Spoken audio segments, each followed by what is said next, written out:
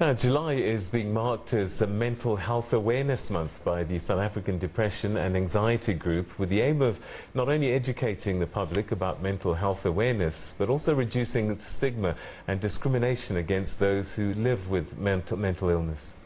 Well, mental health problems like depression, job stress, anxiety and substance abuse affect individuals, co-workers, their families and the broader community.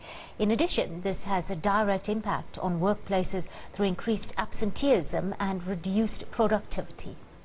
To delve into some of those issues, you spoke to the counselling psychologists Jeremy Bayer and Nevania Naidoo, the General Manager of the Employer Wellness at Workforce Healthcare, didn't you? Yes, I did. Let's take a look at that interview. Nevania, let's start with you. You engage with a range of corporates in the country. What are some of the trends you're seeing in terms of psychosocial challenges or problems manifesting within the employee base right now? Thank you, Kirshni.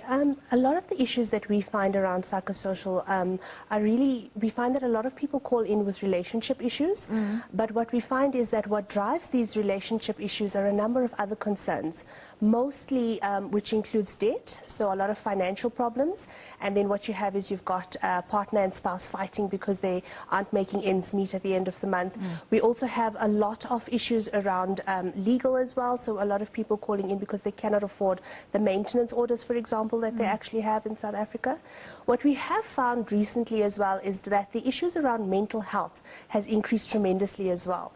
So there's a lot more people calling in with issues like depression, anxiety, high levels of stress, which actually leads to depression and complicated stress as well. So people are not finding it easy to actually cope with the issues that they are facing at the moment. Jeremy, just to pick up, how do we start to address the growing levels of insensitivity that we still have around mental illness in the country right now, because there's so much of stigma and so much of discrimination that those who are living with these conditions have to endure? So when I talk about stigma, I always combine mental health with human rights.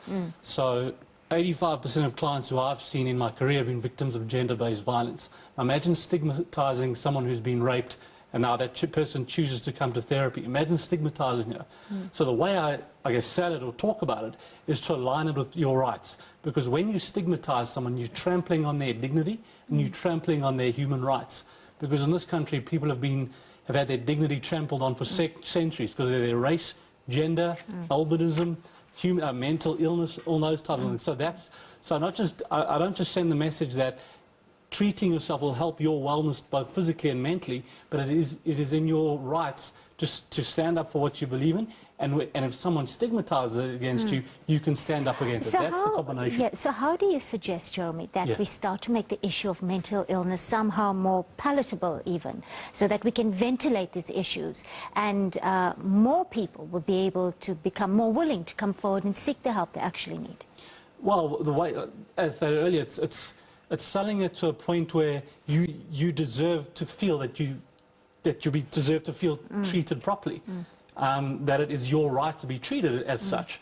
That's the first way I sell it. The second way I sell it is to normalize it. So when I talk to clients, I often mention symptoms. When you mention symptoms, it brings it home.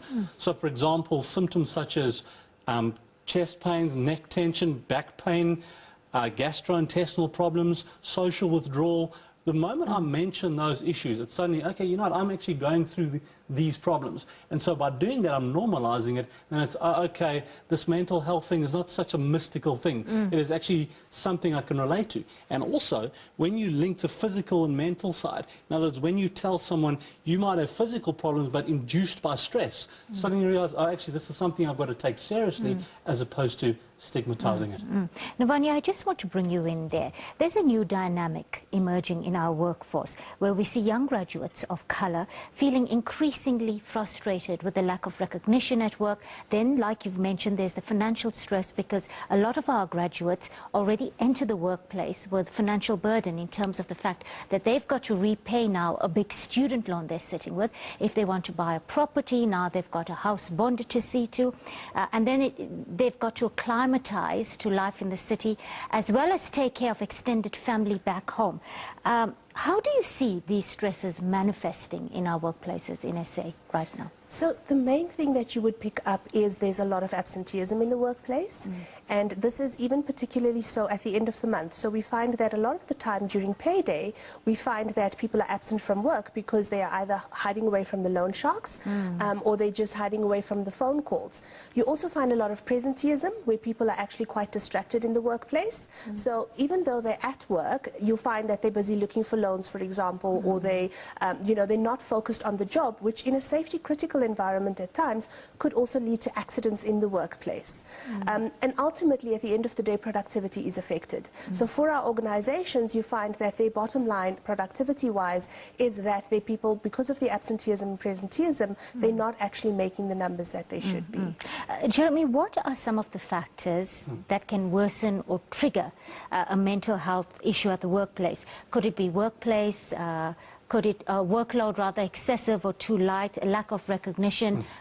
Your thoughts on that very quickly. Well, to give you an idea, in my 4 years of being involved in employee wellness, my highest presenting problem is autocratic management, that old school command and control style of leadership. And that, from experience, has resulted in low morale, depression, anxiety, ulcers, hernias, and people wanting to resign without going to another job just because they're so unhappy in this kind of toxic environment. Other problems, fear of retrenchment, which is very common, and I've had a lot of that. A sort of toxic person within the team dynamic, someone who sort of gossips or talks behind backs and that type of thing, and so they create this divisive culture within the team. That's a very big problem. Someone who's having problems at home, whether it's relationship problems or coming from an abusive environment, and so they bring that stress to work. Because of that stress, they perhaps don't interact with their clients as much because they're just really struggling emotionally. Substance abuse is something I get a lot, and so because of that, their personal conduct suffers. They may smell of alcohol, so they again steer clear of their colleagues, and therefore it affects their productivity. So those are some examples, but typical ones include depression, anxiety, problems at home, high levels of stress, but like I said earlier, number one, autocratic management. It's interesting you mentioned that, because I read some research by the Northwest University not too long ago, which found that the single greatest influence on productivity was the ability of leaders to actually engage on the ground, spend more time developing employees, and actually fostering that crucial kind of cooperation. How crucial is it for us to enhance leadership skills and communication skills for the benefit, for the well-being of all employees involved? The employer as well, in fact. Oh, we have to. We have to, because even as a leader, you're always learning. In the world we live in, things are ever changing, which means as a leader, you've got to increase your knowledge and adapt to the times. You've also got to remember, technology is changing as well, so leaders have got to be cognizant of this. You've got to realize that as a leader that there are laws, there's sexual harassment laws, they're all new laws that are taking place. So you as a leader have got to be cognizant of this. You've got to realize that a punitive approach, where a sort of top-down approach doesn't work anymore, and that happy employees can then result in happy clients. So that old mentality of micromanagement doesn't work anymore. So as leaders, you're always developing, you're always growing. It's not a case of you're a leader now, you're the finished article. It doesn't work that way. You're always growing. And for the employee wellness provider I work for, we do managerial consultation, whether it's your own stresses you're going through, or if there's a conflict mediation between two employees. So we would then coach that manager to deal with that situation. So those kind of things are very important. So should we still coach? Absolutely. So that was Kirshni yesterday having an important conversation about Mental Health Awareness Month, and something that we need to keep in mind.